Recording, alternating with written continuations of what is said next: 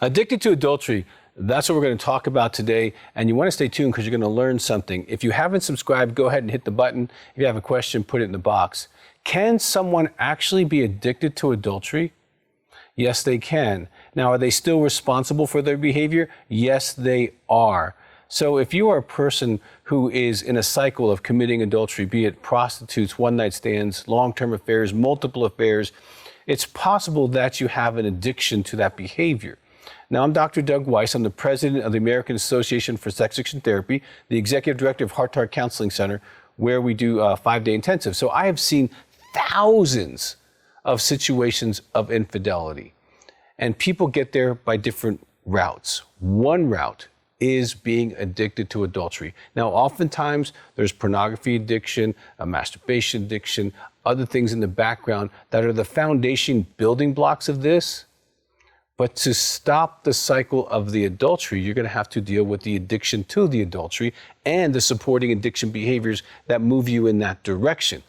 In the book, Addicted to Adultery, I cover sex in the brain and how you are actually conditioning yourself to stay in that cycle, and you want to be able to break that cycle. I cover the 6 types of sex addicts.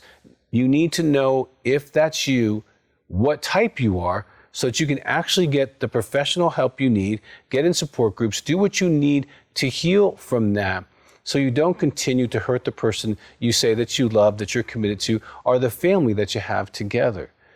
In Addicted to Adultery, I talk about the 6 types of cheaters. You probably are one of these.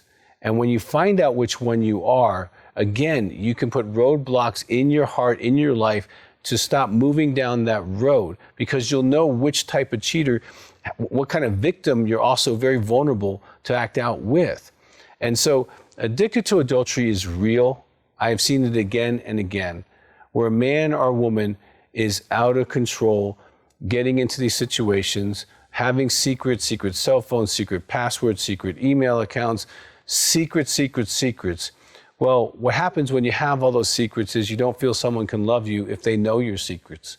And you get trapped in this spiral of medicating and being out of control and wishing you could stop, promising you could stop, but not being able to stop, and going back to that person or finding another person, or even involved with intrigue addiction, where you're just kind of, which is its own topic, and you can Google that, but you're checking people out and you're always getting this energy from people, but that builds into conversations, that builds into moving into sexual relationships. So there's a lot to learn in Addicted to Adultery, and there's a lot of help. And I want to encourage you, whether you're the spouse who is married to this person, they can get help if they want to. Now, if they don't want to, no one can help someone who's addicted to anything if the addict themselves doesn't want to stop. Now, if you are that person and you want to stop, you can get help.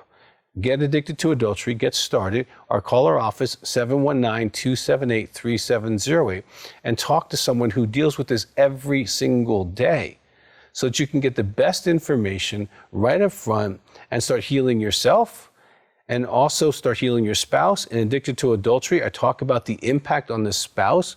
We have a product called Partner Betrayal Trauma, which gives you a huge amount of statistics on what happens to the wife of someone who is cheating on her. It's huge. You can learn about intimacy anorexia as well.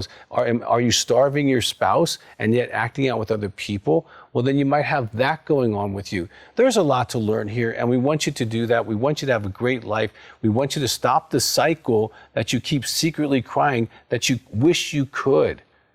So if you prayed, you cried, and you tried, it's time to take some next steps. The first one, get addicted to adultery, and then also reach out and get some help, because you deserve to have a life without that guilt, shame, or noise in your life or in your heart.